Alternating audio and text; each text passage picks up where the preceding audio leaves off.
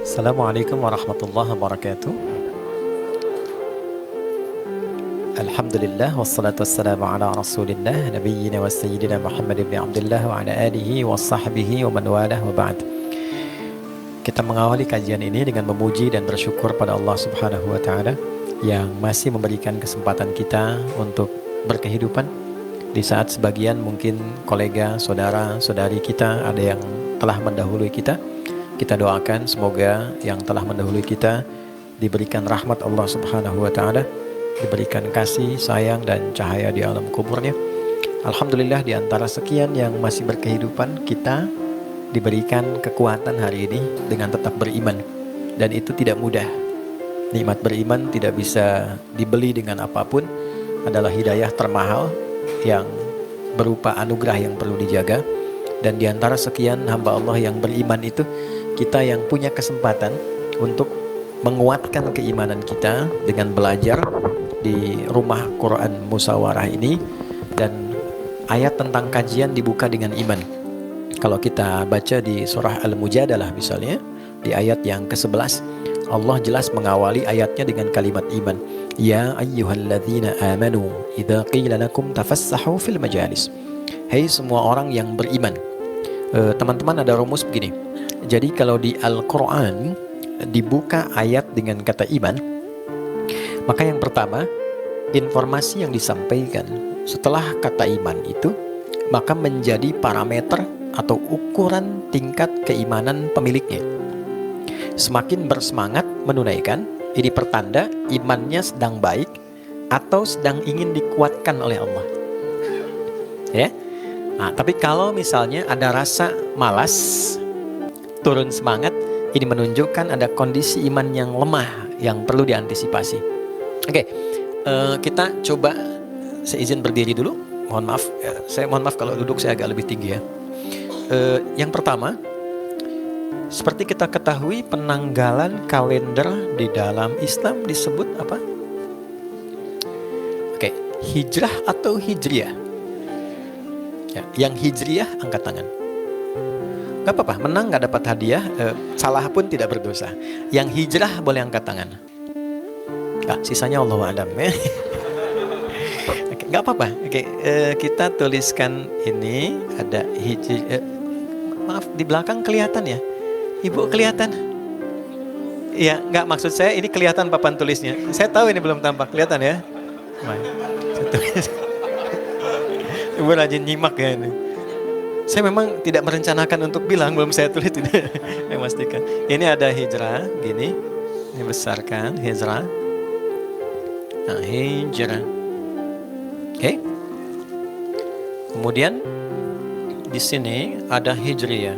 Hijriyah. Oke. Hijriyah. Udah, pelan-pelan. Hijrah ini secara singkatnya itu berpindah. Ya? Secara singkatnya apa?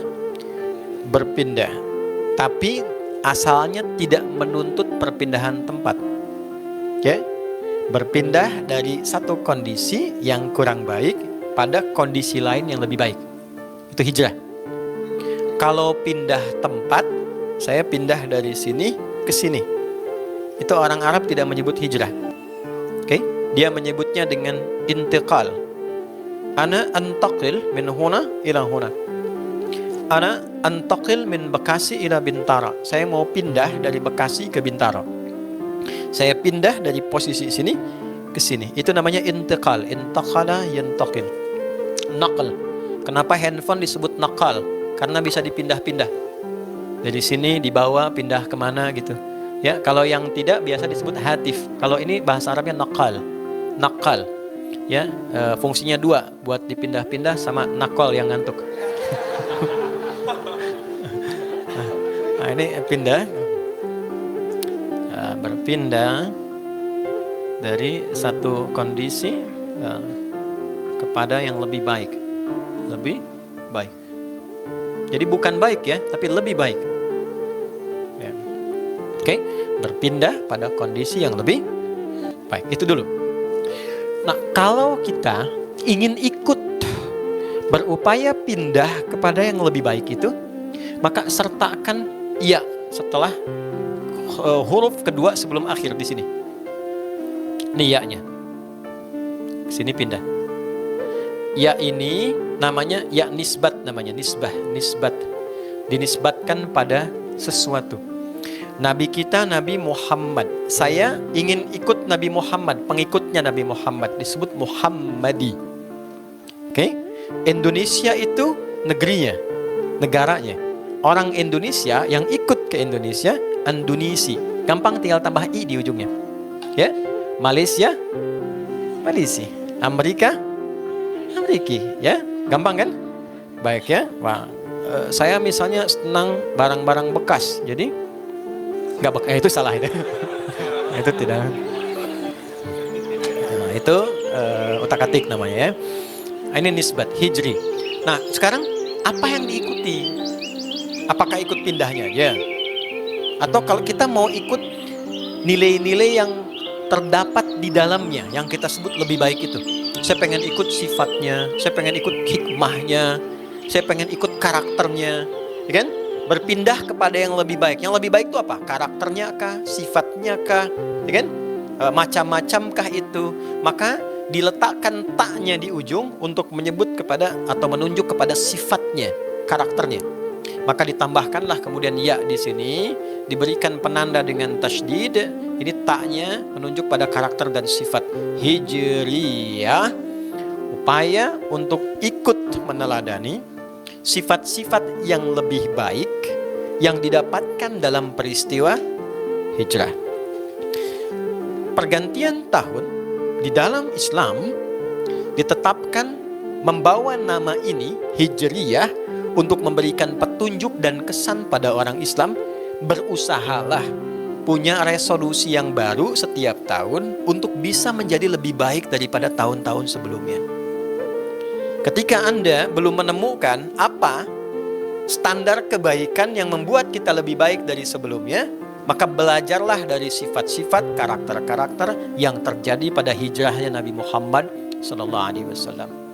Nah, ini kesimpulan yang didapatkan dari hasil diskusi dari para sahabat utama Nabi ketika sedang bermusyawarah untuk menetapkan kalender yang akan digunakan sebagai pedoman oleh umat Islam. Maka Umar bin Khattab radhiyallahu taala anhu ketika meminta pendapat, ada yang mengusulkan beberapa sahabat Nabi, bagaimana kalau seperti yang saudara kita yang Masehi, Nasrani, ya dengan lahirnya Nabi. Ada yang mengusulkan bagaimana kalau ditetapkan dengan waktu wafatnya Nabi. Oke? Tanggal dengan kalender dengan mengacu pada kematiannya atau wafatnya Nabi Muhammad SAW. Maka argumentasi ini dimusyawarahkan. Ini terbiasa, ya. Sahabat Nabi itu sudah terbiasa. Wa amruhum syura bainahum, ya. Jadi musyawarah itu sudah ada di zaman Nabi dan ada ayat turun. Wa amruhum syura bainahum. Tapi pakai sin besar, bukan pakai sin kecil. Kalau sin kecil musyawarah jadinya. Ya, muda, sakinah, mawaddah dan rahmah. Nah, ini mereka dialog untuk mendapatkan satu kesimpulan. Tapi hebatnya gini, setiap orang itu punya argumen, punya solusi. Jadi basicnya argumentasi. Ya, jadi ketika ini mengusulkan, dasarmu apa? Nanti didiskusikan dan singkatnya adalah yang terkuat dipandang paling baik alasannya, yaitu ide yang diusulkan dalam perspektif sahabat Ali bin Abi Thalib.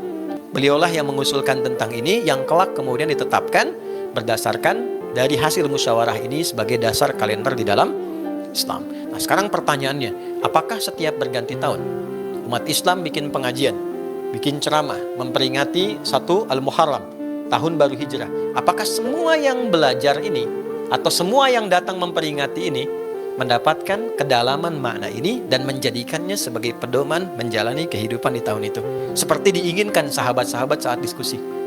Atau itu hanya menjadi seremonial saja, duduk, dengar, selesai, dan pulang? Nah, kewajiban kita lah bagi insan beriman untuk mengembalikan pemahaman ini pada pedoman awal, sehingga ketika kita mengkaji itu jadi sesuatu yang kita bawa dalam kehidupan. Nah, inilah yang kita coba bahas di pertemuan siang hari ini, walaupun sebentar, tapi nanti ada makna yang kita bawa. Jelas insya Allah? Nah, karena sudah jelas, mari kita akhiri pertemuan ini. Baik, kita masuk pada intinya. Nah, dan kalau sudah paham, kita keluarkan materinya. Bismillah. Kita mulai yang pertama. Teman-teman kalau mau tulis boleh, kalau mau disimak juga dilihat lagi nanti boleh. Membahas hijrah nanti ada 3 pendekatan. Oke? 1, pendekatan dalil dari Al-Quran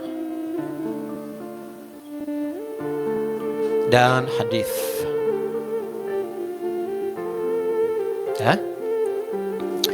2, ada pendekatan historis, sejarah.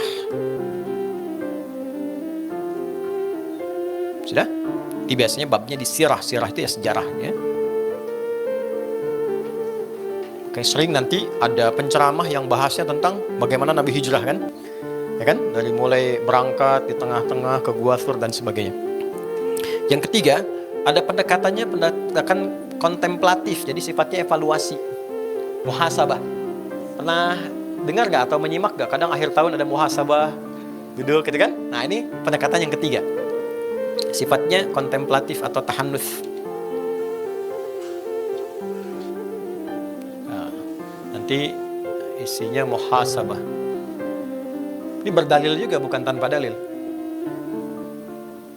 Oke. Ya, sekarang kita coba gabungkan ketiganya dalam durasi yang singkat. Teman-teman, yang pertama, basic tentang hijriyah ini kita keluarkan di ayat dulu, Al-Quran.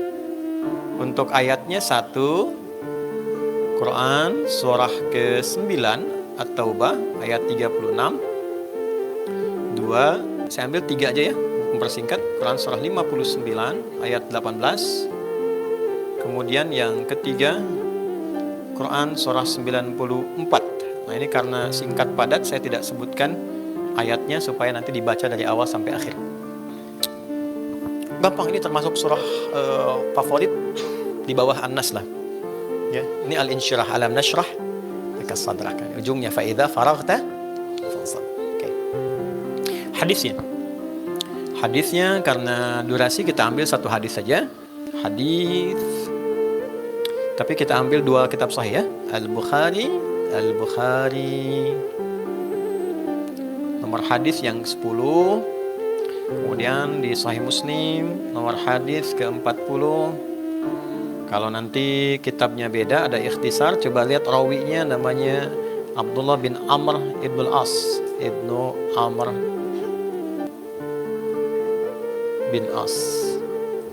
Abdullah bin Amr bin As. Nah, yang ini nanti kita turunkan. Sudah? Baik, kita mulai ya. Yang pertama Quran surah Quran surah 9 At-Taubah. Bismillahirrahmanirrahim. Inna iddatash syuhuri 'indallahi 12 syahran fi kitabillah.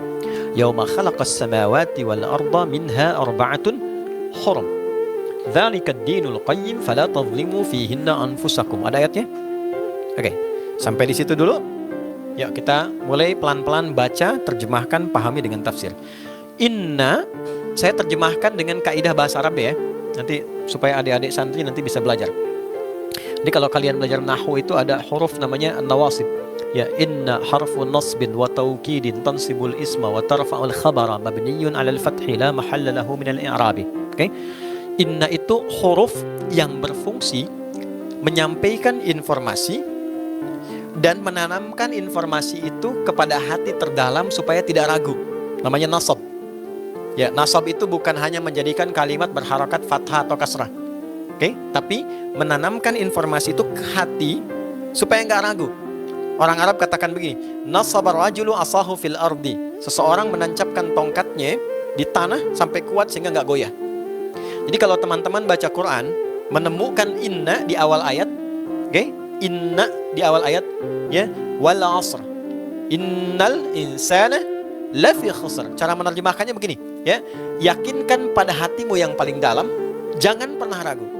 Innal insana, bahwa manusia dengan segala kesibukannya itu lafi khusr, berpotensi akan rugi. Ya, kapan ia rugi? Illal ladzina amanu, ketika tidak menggunakan waktu yang diberikan dengan baik untuk menguatkan iman. Wa amilus salihat, dan iman yang baik itu mengarahkan seluruh perilaku menjadi perilaku yang mulia. Karena itu di Quran semua tindakan perilaku kita itu disebutkan imannya dulu, baru kemudian fungsinya. Mata misalnya, mata kan normalnya melihat kan? Tapi bagi kita itu imannya dulu. Kullil mu'minina, katakan pada pria yang merasa punya iman, pakai imannya untuk menjadi lentera bagi pandangannya. Jadi matanya melihat dibimbing oleh iman. Yang menurut imannya tak baik dipandang, maka dia akan palingkan. Maka standarnya standar iman. Karena itu nggak bisa sama. Ya mungkin menurut orang lain ini baik, budayanya bagus, tapi menurut imannya ini kurang baik. Nanti ada alasannya kenapa ini harus dipalingkan. Nanti ayat lain mengurai. Ini loh alasannya. Dampak gak baiknya seperti ini, pengaruh ke dirimu akan begini. Ya, jelas di sini? Oke, kembali dengan cara memahami yang sama. Inna iddatash syuhuri, ya sungguh tancapkan informasi ini pada hatimu yang paling dalam dan jangan pernah engkau goyah dan ragu. Iddatash syuhuri 'indallahi, bahwa jumlah bilangan bulan dalam setahun itu yang telah Allah tetapkan berjumlah 12. Al-Quran adalah satu-satunya kitab suci di muka bumi ini yang menyampaikan informasi dengan sangat percaya diri dan kuat bahwa setahun itu 12 bulan.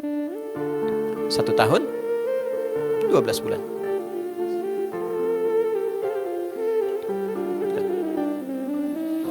Dulu pernah ada dari kalangan Romawi ingin membuat satu sistem menggunakan tambahan 13 bulan dan tidak berhasil, gak seimbang. Ya, dan ternyata ketika ingin diseimbangkan lagi, ya setahun dibuatnya 12 bulan. Mau menggunakan pendekatan misalnya matahari basicnya, ataupun menggunakan pendekatan bulan ya lunar, itu tetap saja ya kembalinya akan 12 bulan. Nah, poinnya bukan ini. Ini menunjuk kepada mukjizat terkait dengan isyarat Al-Quran yang dibenarkan oleh ketetapan ilmiah. Jelas?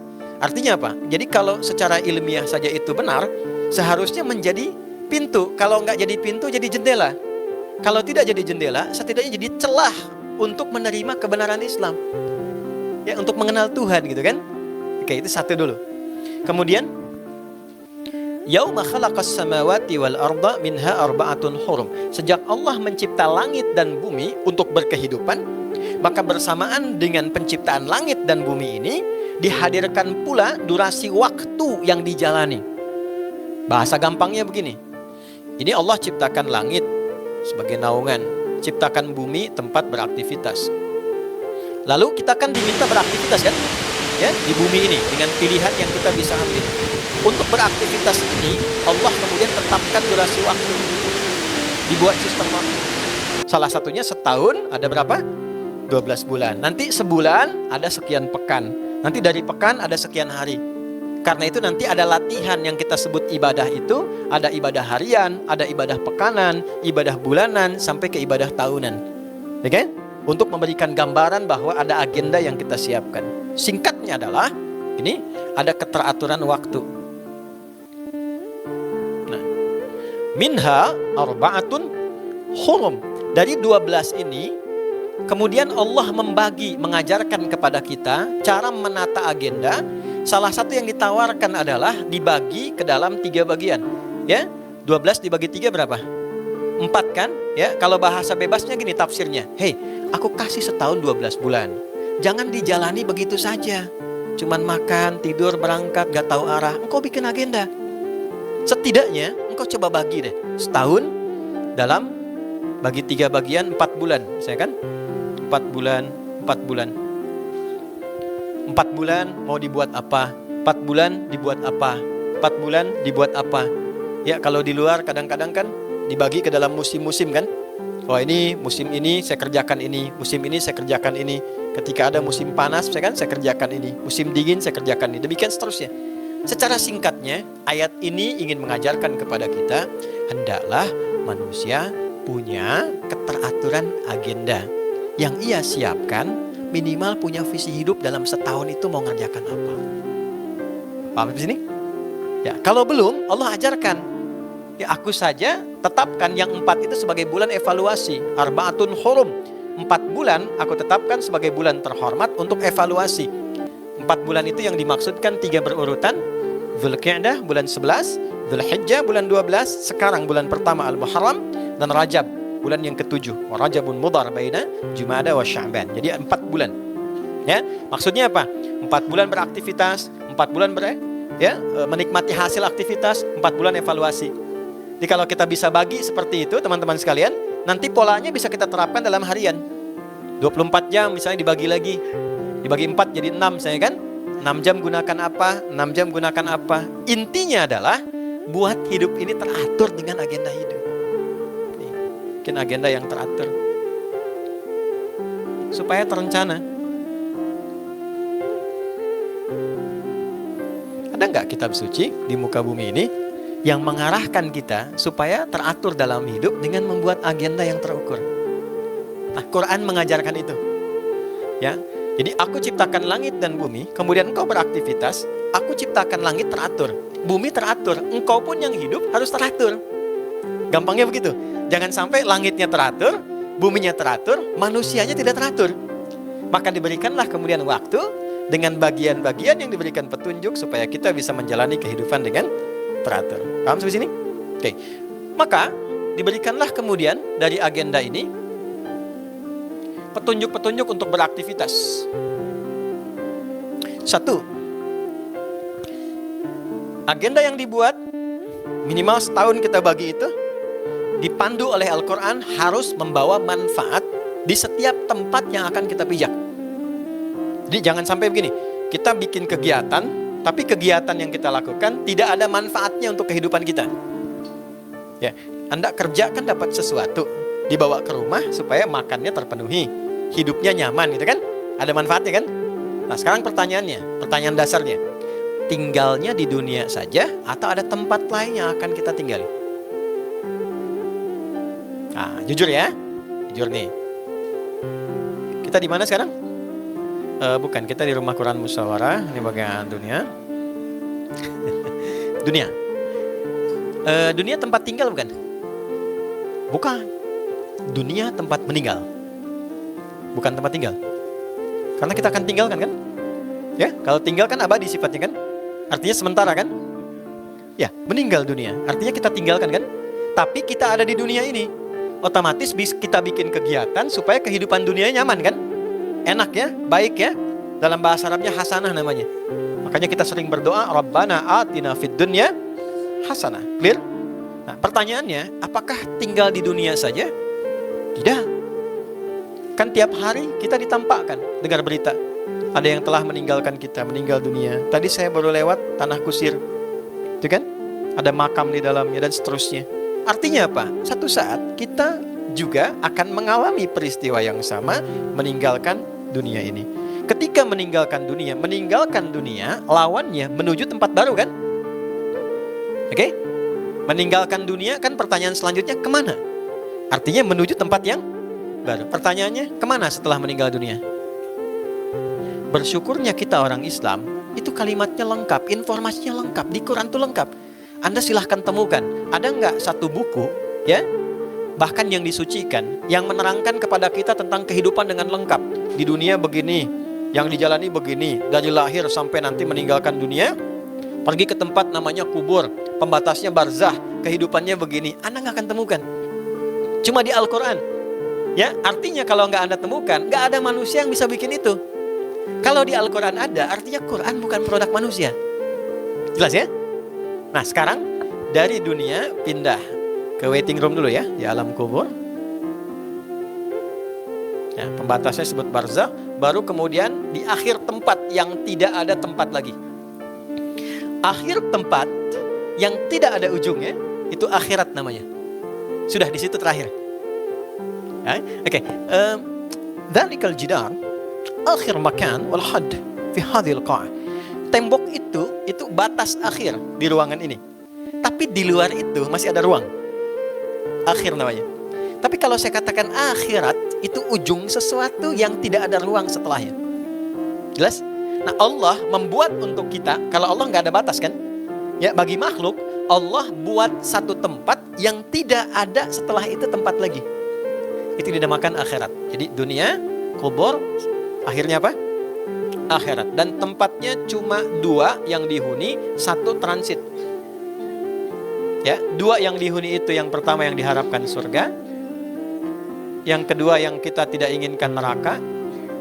Tempat transitnya antara surga dengan neraka namanya A'raf, bukit tinggi pertengahan surga dengan neraka, yang terlihat yang di surga sehingga pengen cepat ke situ, terdengar jeritan neraka dan takut kemudian mendengar atau bahkan masuk ke situ. Ini 3 ini. Ini ujungnya. Nah, artinya apa? Tolong fokus di sini ya, karena ini sesuatu yang mungkin jarang diungkap. Teman-teman, untuk dunia saja kita menyiapkan agenda loh. Oke? Sekarang kan teman-teman punya kegiatan. Jam sekian di mana, sekarang ada di sini, nanti malam kemana gitu kan? Dan itu dilakukan karena Anda merasa mendapatkan manfaat dari situ. Kalau teman-teman tidak melihat ada kebutuhan manfaat berada di sini, kenapa Anda harus ke sini? Dan kalau Anda tidak melihat bahwa ada kebaikan ke tempat yang dituju setelah dari sini, Anda nggak akan ke sana. Ya, kita mengagendakan sesuatu karena kita merasakan ada kebaikan yang kita dapatkan, kan? Nah, sekarang ditanya balik oleh Quran. Ketika Anda merencanakan dunia sedemikian detail sampai sekolah, itu kan? Dari awal kan kita sekolah itu, dari TK, setelah itu S semua kan? SD, SMP, SMA, S1, S2, S3 kan? Sampai dingin, ya. Jadi semua itu apa ujungnya? Supaya kita mendapatkan ketertiban untuk bisa menata agenda kehidupan dan meraih kenyamanan dan kemapanan seperti yang kita harapkan. Oke? Itu dunia. Pertanyaannya, setelah meninggalkan dunia, apakah kita berpikir dan merencanakan yang serupa seperti halnya kita rencanakan di sini? Nah, bahasa dalamnya begini kata Quran, kamu kok sibuk di dunia begitu detail, nanti kalau meninggalkan dunia di sini udah siap belum? Afala ya'lamu idza bu'thira ma fil qubur? Apakah sudah sadar kalau nanti bangkit di dalam kuburnya, bekalnya apa? Tuh. Dan karena nanti ada turun ayat, orang sibuk dengan dunia, sadar dia akan wafat, tapi tidak menyiapkan diri untuk tempat berikutnya. Anda dari sini pengen ke tempat berikutnya, tapi nggak siap-siap. Kendaraan nggak disiapkan, berangkat nggak siap bekal, gitu kan? Kan lelah, capek, ya kan? Nah, sekarang ditanya balik, nanti kuburnya bagaimana? Turun ayat di Al-Baqarah ayat 200, ada orang yang itu dunia oriented gitu, sifatnya duniawi saja. Akhirat gimana nanti? Ya, harusnya dibalik kan, nanti bagaimana kan? Wa minan nasi may yaqulu rabbana atina fid dunya. Bukan, enggak usah ngarang ya. Fid dunya wa ma lahu fil akhirati min khalaq. Ada sebagian orang yang orientasi kesibukannya hanya dunia saja dan dia mengabaikan untuk akhiratnya. Gimana nanti aja gitu. Nah, baru yang ideal itu ayat 201-nya. Wa minhum may yaqulu rabbana atina fid dunya hasanah wa fil akhirati hasanah wa qina adzabannar. Karena itulah orang yang cerdas, apalagi muslim tuh jadi Islam tuh harusnya pintar. Anda boleh cek dalam sejarah, tidak ada orang masuk Islam tidak pintar tuh gak ada. Ya, orang padang pasir pun begitu masuk Islam ikutan pintar. Itu bahkan logikanya terasah.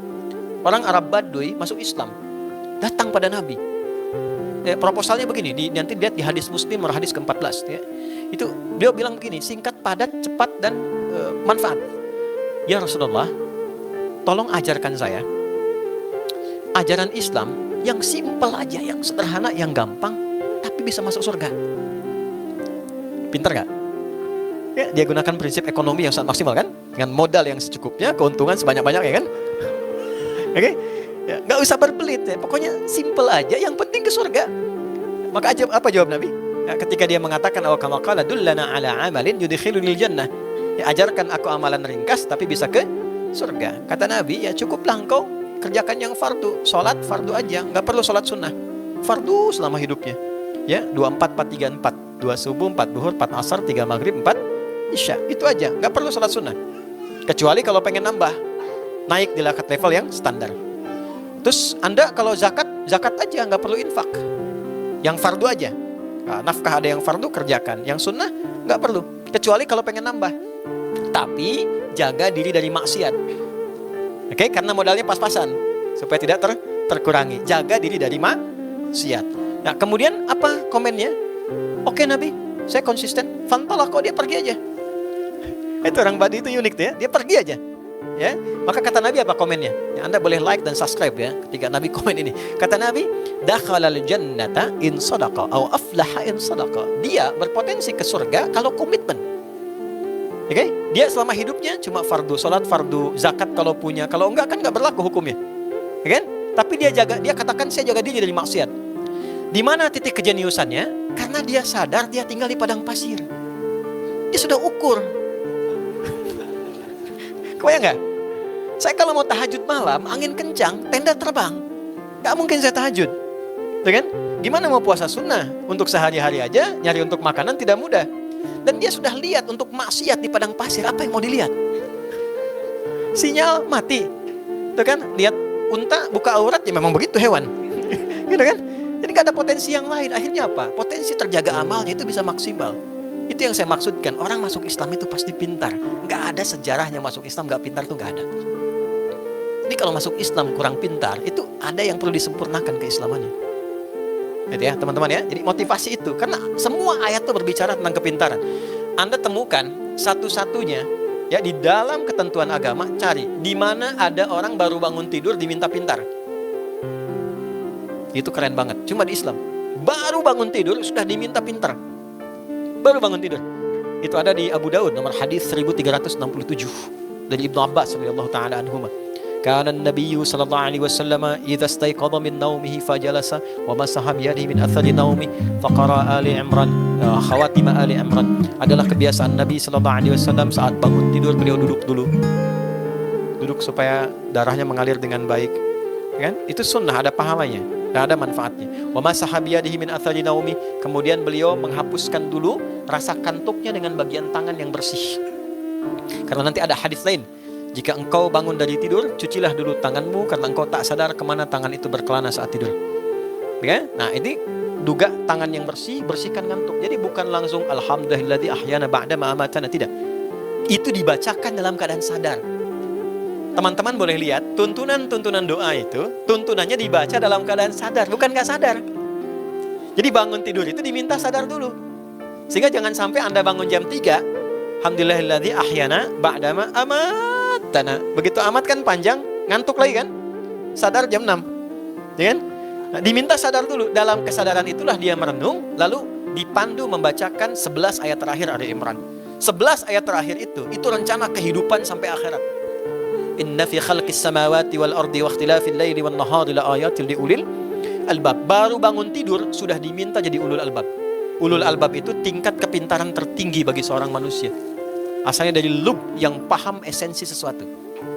Jadi ada kayak kelapa ya. Pernah lihat buah kelapa nggak? Kan ya? Kelapa itu kan ada kulit luarnya ya. Terus ada batoknya, dalamnya daging, terus ada dalamnya yang paling enak lagi yang lembut kan? Nah, yang enak yang lembut tuh lub namanya. Lub. Itu yang paling enaknya. Jadi ada orang yang kalau misalnya belajar, dia baru level kulit, harus diterangin sampai 3 paragraf baru mengerti. Ya? Ada yang disebutkan 2 kalimat dia paham. 2 kalimat, 3 kalimat paham. Ah, itu batoknya. Ya? Ada baru diungkap, 3 kalimat dia mengerti. Oh, kesini arahnya, itu dagingnya. Tapi ada orang yang baru ngelihat, baru disebutkan A, dia sudah mengerti. Oh, ini yang akan dibahas kesini. Itu lub namanya. Orang Islam baru bangun tidur sudah diminta menjadi pribadi yang paham esensi kehidupan. Apa yang mau saya kerjakan hari ini? Itu baru kulit luar. Tapi ketika Anda bisa mengatakan, saya punya kebutuhan hari ini, dari kebutuhan ini saya petakan agendanya begini, saya dapatkan ini, saya gunakan waktunya begini, itulah ulul albab. Alladzina yadhkuruna Allaha qiyaman wa qu'udan wa 'ala junubihim wa yatafakkaruna fi khalqis samawati wal ard. Dia padukan zikir dengan fikir. Jadi teman-teman, Islam memandu kita dalam setiap kegiatan harus ada agenda yang terukur. Dan ukuran itu jangan hanya dicukupkan ke dunia, karena kita akan meninggalkan dunia. Ya, usahakan sekali mendayung, 2-3 objek terlampaui. Kita mengerjakan kegiatan, ada benefit dunia, alam kubur dan akhiratnya. Maka turunlah Quran surah 59 ayat 18. Ya ayyuhalladzina amanuttaqullaha wal tanzur nafsum ma qaddamat lighad. Hei orang-orang beriman, yang tidak beriman tidak hai, ittaqullah, yuk tingkatkan takwamu sama Allah. Cara meningkatkan takwa itu ternyata salah satunya menyusun agenda hidup. Jadi takwa itu bukan perkara Anda ke masjid, tidak ke masjid, jamaah, tidak jamaah. Takwa itu banyak. Takwa di rumah tangga ada, takwa di kampus, di sekolah ada. Ya, sekarang takwa di agenda kehidupan juga ada. Jadi orang takwa itu diantara cirinya orang yang hidupnya teratur. Gitu. Keteraturan itu dia tuangkan dalam bentuk agenda dan visi kehidupan. Kapan sampai kapan? Ila ghad. Ghad itu kalau tanpa alif lam gak ada batas sampai ujung. Kalau ada alif lamnya dibatasi yang esok. Ya. Wal tanzur nafsum ma qaddamat li ghad. Siapkan dirimu untuk buat agenda demi kehidupanmu sampai akhiratmu, sampai sini. Oke? Nah, sekarang dalam setahun itu coba dicek ya. Setahun kemarin lah 1446 atau 446. Setahun lah, kurang lebih selama setahun. Kegiatannya lebih banyak dunianya apa akhiratnya? Itu dulu. Kalau Anda lebih banyak dunianya, keliru. Kalau Anda dominan akhiratnya, keliru juga. Karena dalam Islam ada keseimbangan dunia dan akhiratnya. Porsi dunia itu dikerjakan, porsi akhirat itu diraih. Wala tansa nasibaka minad dunya. Jelas sampai sini? Jangan sampai engkau mengejar akhirat lalu engkau meninggalkan duniamu. Tiba-tiba ibu pengen hijrah terus teman-teman berangkat ke gunung aja. Masuk gua, di situ enggak keluar-keluar zikir gitu kan. Nah, itu pun dipandang tidak tepat. Ya, wabtaghi fi ma ataqallahu daral akhirah. Silakan cari keutamaan akhirat, tapi dalam saat yang sama wala tansa nasibaka minad dunya. Engkau jangan abaikan profesi duniamu. Nah, lalu dibuatlah kemudian indahnya di Quran ini. Dibuatlah kemudian ketertiban. Gimana caranya ngerjain dunia, akhirat dapat. Ya. Mengerjakan dunia dalam saat yang bersamaan ada akhiratnya. Itu yang indah. Terus diminta disusun supaya hatinya lapang. Maka turunlah surat tentang kelapangan di ayat 3 Quran surah 94 itu.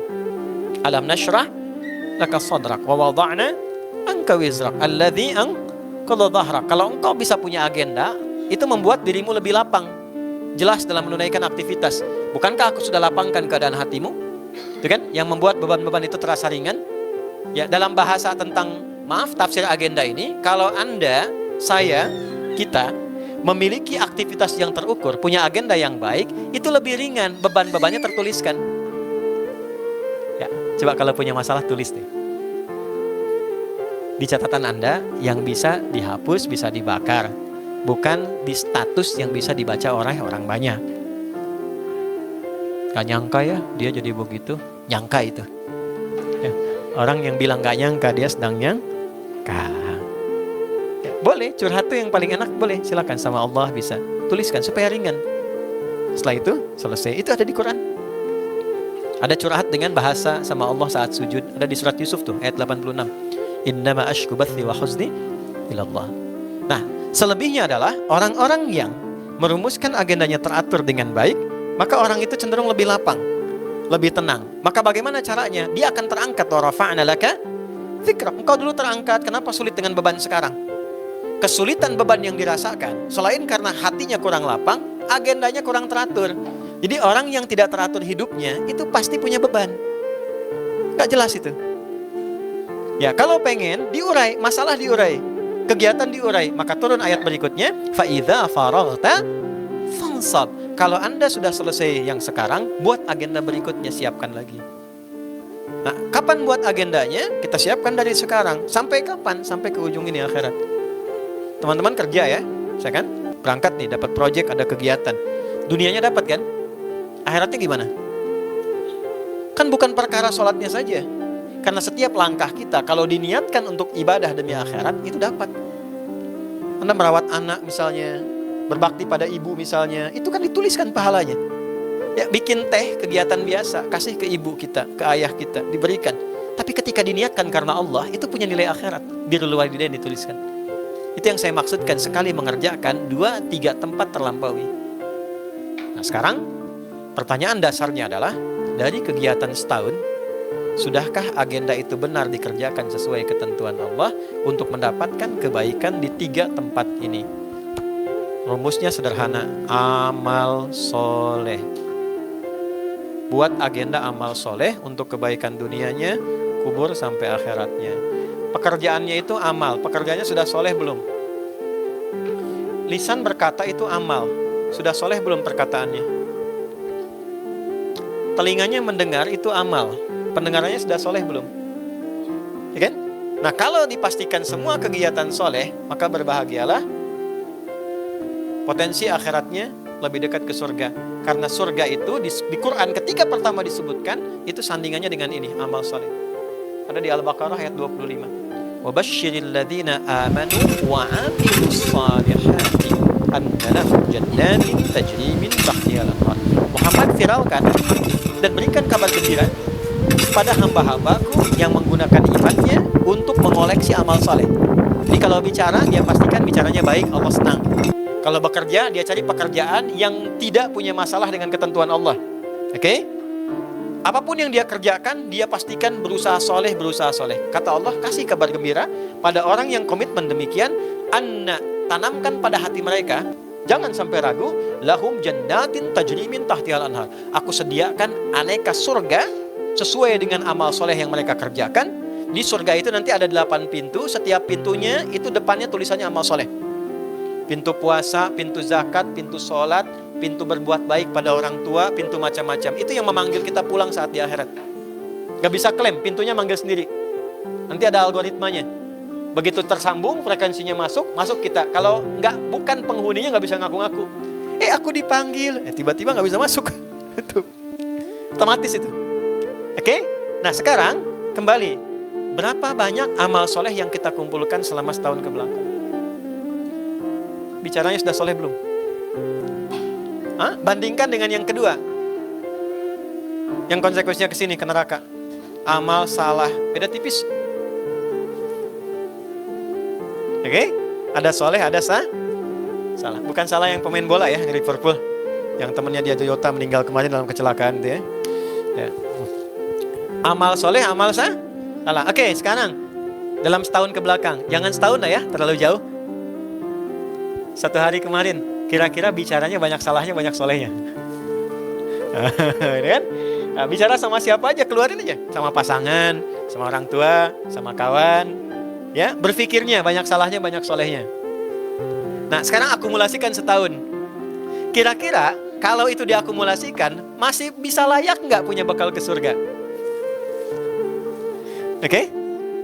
Gitu. Nah ini dulu, renungannya ke situ. Makanya kenapa materi nomor 3 muhasabah sering didahulukan untuk memberikan satu gelombang kesadaran pada diri bahwa kita ini pengen ke surga, yakin meninggal, tapi yakin bahwa saya masih banyak salah. Ya? Terus solusi yang ditawarkan apa? Gini, gampangnya. Yang pengen ke surga angkat tangan. Surganya Firdaus sama Nabi Muhammad. Nah, nggak cukup dengan amin, sebentar dulu. Siapa yang merasa bekalnya cukup untuk ke situ angkat tangan. Siapa yang merasa amalnya banyak yang salah tapi pengen ke surga angkat tangan. Nah, ini kan yang terjadi kan? Merasa banyak salahnya tapi pengen ke surga, dan surganya nggak nanggung Firdaus kan? Oke? Baik, sekarang solusinya apa? Maka dalam rapat itu kembali ke awal tadi. Dalam rapat itulah dibincangkan bagaimana memberikan pedoman yang kita jadikan resolusi sekarang, sehingga jadi legasi untuk umat Islam di setiap generasi. Kalau kamu pengen kembali, lakukan begini. Karena inilah yang mencetak generasi-generasi terbaik yang langsung disebutkan oleh Nabi. Ya, khairul qarni, ya, khairul quruni, masa terbaik itu qarni, zamanku. Tsummal ladzina yalunahum. Kemudian setelah itu generasi setelahnya. Lalu generasi setelahnya. Nah, generasi setelah Nabi ini rapat untuk merumuskan apa yang disebut terbaik dari Nabi ini. Maka keluarlah satu kata, hijrah. Jadi saya 1 jam itu untuk menerangkan itu saja, hijrah. Jadi hijrah itu bukan ikut kajian, ikut kelompok, membawa tagline, bukan itu poinnya. Hijrah itu adalah resolusi terdalam yang mengarahkan kita menjadi pribadi yang lebih baik dalam kehidupan. Gitu. Hijrah itu hak semua orang yang ingin pengen baik, yang ingin menjadi baik.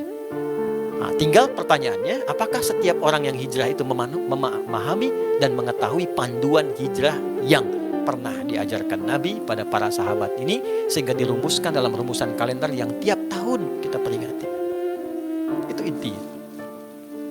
Jelas? Nah, tadi di awal kita sepakat bahwa saya berhenti di 11.30. Nah, kalau teman-teman pengen teruskan 10 menit, saya coba uraikan panduannya, lalu kita berhenti. Bagaimana?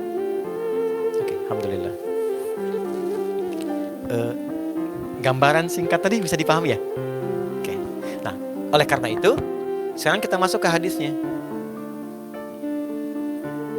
Qala haddatsana qala an Abdullah bin Amr bin al-As radhiyallahu taala anhuma anin Nabi sallallahu alaihi wasallam qala. Perhatikan kalimatnya dari Nabi. Al-muslimu man salima al-muslimuna min lisanihi wa yadihi.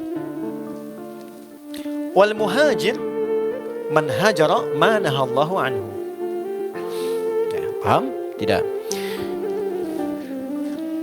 Al-muslimu, orang Islam yang sejati itu. Oh, ini standarnya Nabi ya. Orang Islam yang sejati itu, dia punya karakter. Karakter dasarnya man, siapapun dia. Di man itu menunjuk objek yang tunggal, tapi sifatnya general. Jadi kalau ada man, rasakan Nabi bicara ke kita secara personal. Ngajak bicara ke kita. Hei Adi, hei Fulan, hei Fulana, gitu kan? Oke, siapapun dia, lintas jabatan, mau siapapun. Makanya saya senang mengartikan man siapapun. Karena ada kan di mushaf itu man barang siapa kan? Nah, saya sampai detik saya duduk ini, saya belum temukan tuh barang punya siapa tuh. Ya, makanya saya memilih siapapun. Man salimal muslimuna, muslim sejati itu punya karakter standar siapapun dia. Man salimal muslimuna adalah orang yang menghadirkan kenyamanan bagi orang Islam lainnya min lisanihi wa yadihi, dari unsur pokok penting dari tubuhnya, yaitu potensi salah lisan dan tangannya.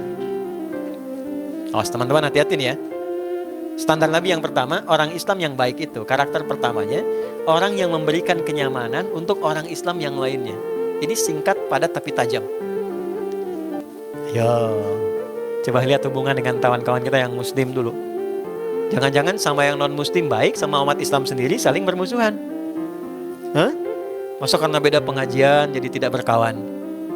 Hah? Beda ustadz, beda ustadzah jadi tidak berkawan. Berarti melanggar hadis. Terus yang dipelajari apa? Katanya belajar Quran, belajar hadis, belajar sunnah, belajar qiraat. Hah? Cek dulu. Maka kita kalau belajar dengan benar dan sejati, terlepas dari suasana yang ada, kita menghadirkan ketenangan. Berbeda itu nggak ada masalah. Tapi dalam perbedaan itu ada ruang-ruang kita untuk bisa nyaman bersama, beraktivitas, bersilaturahim dengan baik. Walaupun pilihan itu kembali dengan konsekuensi masing-masing. Nah, tapi yang menarik apa? Ternyata yang disinggung oleh Nabi itu standarnya adalah lisan dan tangannya. Saya coba cari-cari kenapa yang disebutkan lisan. Karena ternyata lisan itu juru bicara. Kata Imam Al-Ghazali itu di kitab Ihya Ulumuddin, lisan itu juru bicara dari semua keadaan yang dirasakan oleh hati dan tubuh kita. Kan? Kalau pengen tahu seseorang hatinya ingin seperti apa, lihat bicaranya bagaimana. Kelihatan getarannya. Apakah marah, apakah sedang maaf sekali, ya sedang cuek, apakah sedang perhatian. Dari bicara kelihatan kan? Ya. Kalaupun dia nggak bicara, dia keluarkan dengan tangannya. Dulu kita cari-cari gimana tangannya. Tafsir ulama dulu itu tangannya yang ngambil ini, melakukan ini. Sekarang saya baru paham, ternyata tangan pun ini juru bicara lisan. Kalau lisannya diam, tapi tangannya nulis status kan jalan. Hah? Makanya kenapa wudu, dalam wudu di Quran surah 5 ayat 6 itu kan basuh tangan tuh dari sini ke sini. Ya, wa aydiyakum ilal marafiq, dan tanganmu dibasuh sampai ke siku. Jadi ayatnya bukan mengatakan siku ke sini. Walaupun kalau Anda wudu buka keran begini, wudunya sah. Tapi yang bagus ambil dari sini ke sini. Ya, kenapa? Salah satunya ternyata untuk mengevaluasi seluruh organ tubuh yang digunakan dalam berinteraksi. Karena itu kenapa setelah wudu doanya doa taubat. Asyhadu an la ilaha illallah wa asyhadu anna Muhammadar Rasulullah. Allahumma ij'alni minat tawabin. Ya Allah, jadikan aku orang taubat. Apa taubat itu? Taubat itu kembali dari jalan yang salah ke arah yang soleh. Jadi kita sambil wudu itu mengoreksi bagian tubuh supaya benar fungsinya. Makanya di hadis Muslim, kalau orang benar wudunya, bersamaan dengan jatuhnya tetesan air, jatuh pula potensi dosanya.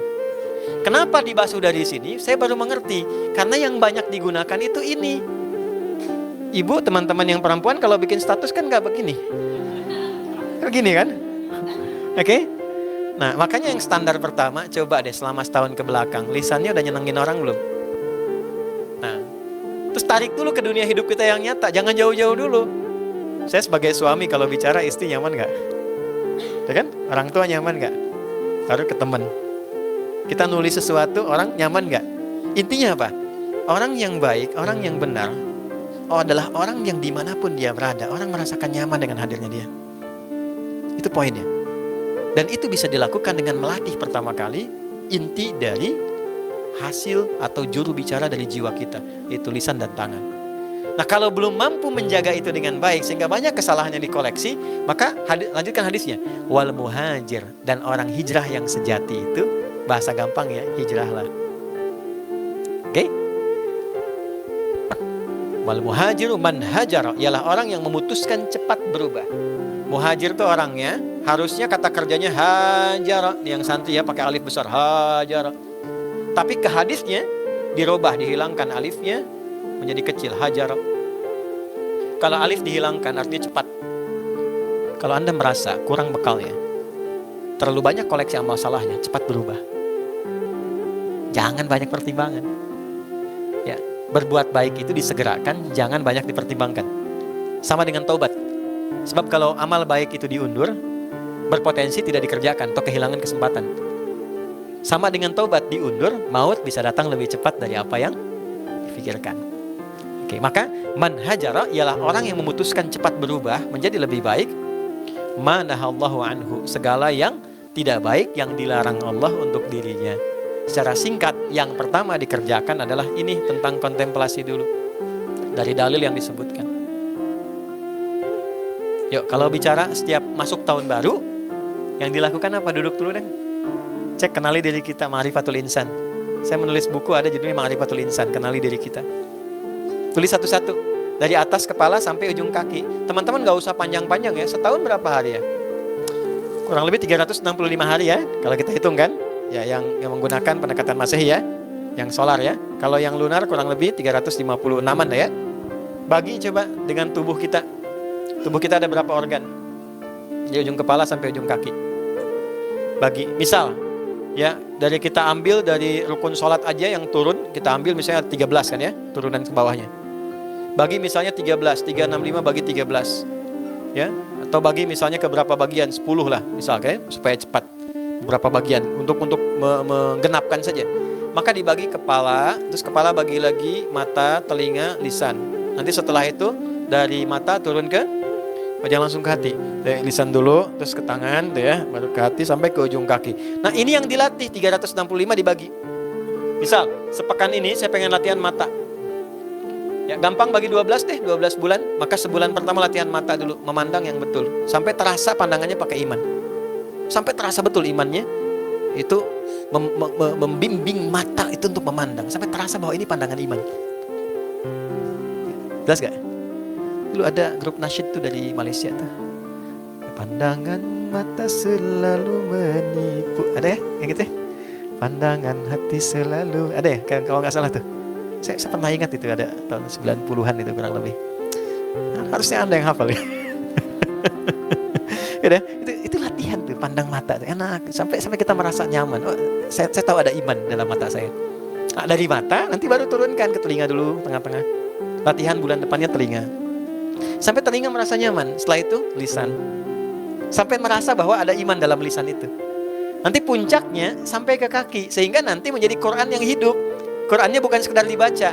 Jadi matanya memandang pakai Quran, telinganya pakai Quran, sampai ke ujung kaki, sampai menjadi kalimat wa innaka la'ala khuluqin 'azim.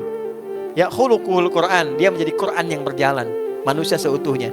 Kalau sudah seperti itu, maka semua bagian tubuhnya dipandu oleh Allah, dia berperilaku dengan kasih sayang sehingga orang merasa nyaman.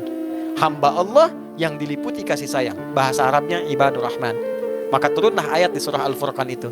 Wa ibadur rahmanil ladzina yamshuna 'alal ardi hauna wa idza khatabahumul jahiluna qalu salama. Hamba Allah kalau sudah punya sifat rahman itu indah. Bergaulnya nyaman, orang senang. Kalau diprovokasi dia keluar kalimat yang meneduhkan, menyejukkan bagi banyak orang. Itulah inti kita sebagai muslim. Itulah hijrah. Nah, jadi kalau kita sekarang katakan saya pengen hijrah, Sederhananya, kita pengen menata diri kita lebih baik dari sebelumnya. Tinggalkan yang dinilai tidak baik menurut Allah dan Rasulnya. Pada akhirnya, kita akan meninggalkan dunia. Jadi kalau Anda masih merasa bahwa demi dunia saya mengerjakan itu, maka diingatkan Anda meninggal. Makanya kenapa urutannya setelah itu kuburan. Gitu ya. Kalau Anda cek di surat Abasa itu lebih jelas lagi. Ya, kalau kita buka dari ayat 24 ya sampai seterusnya, tsumma amatahu fa'aqbara. Sesibuk apapun Anda, pada akhirnya Anda wafat. Kalau dibuka dari ayat 17, qutilal insanu ma akfara. Duhai, sibuk banget sih ini. Ya, yang merasa sibuk sampai jauh meninggalkan perintah Allah. Ma akfara, kenapa engkau begitu menyelisihi apa yang Allah telah tetapkan karena kesibukanmu? Bahasa gampangnya gini, sibuk apa sih sampai lupa ibadah? Lihat. Min ayyi syai'in khalaqah. Sebetulnya kamu dicipta dari apa? Kamu tuh kecil. Naik gunung aja kerasa kecilnya kok. Di alam semesta kerasa kecilnya. Ya? Min ayyi syai'in khalaqah, min nutfatin khalaqahu faqaddara. Ya, Anda itu kecil, awalnya perpaduan spermatozoa dengan ovum Allah rawat, lalu lahir, tsumma sabila yassara, terlahir, berkehidupan, terus merasa sibuk, lupa bahwa akan meninggal. Tsumma amatahu, kamu meninggal loh. Fa'akhbara, setelah itu dikubur. Nah, jadi kalimatnya simpel tapi dalam. Kau sibuk mencari duniamu tapi lupa hanya untuk bahkan kuburmu sebelum akhiratmu. Nah, kalau Anda lupa di situ, saya lupa, kita lupa, balik hijrah. Wal muhajir, hijrahlah yang sejati. Balik lagi. Jelas sampai sini? Nah, itulah kalau kita pengen mulai menguatkan karakter itu pada diri kita, ingin memulai karakternya, maka tambahkan ta, kemudian ikutkan ya. Ya nisbah, maka berubah jadi hijriyah. 1447 Hijriyah. Maksudnya apa? Setelah 1447 tahun dari peristiwa hijrahnya Nabi, apakah kita termasuk orang yang berkomitmen untuk berubah jadi lebih baik seperti dulu Nabi dan sahabat meninggalkan keadaan untuk menjadi yang terbaik? Nah, itu kesimpulannya. Terus prakteknya gimana? Harus pakai sirah. Coba lihat perjuangannya. Nabi untuk berubah itu gak mudah, teman-teman. Naik gunung dulu, lewatin 6 bukit, turun lagi, terus tinggal dulu di dalam gua Thur berapa lama, jalan lagi 400 kilo. Antum tempat enak, tempat ngajinya bagus, AC-nya nyala, sound systemnya bagus, setelah ini ada makan bareng-bareng snacknya gitu kan. Nah, kalau dengan semua ini belum membuat kita lebih baik, perlu difasilitasi apa lagi?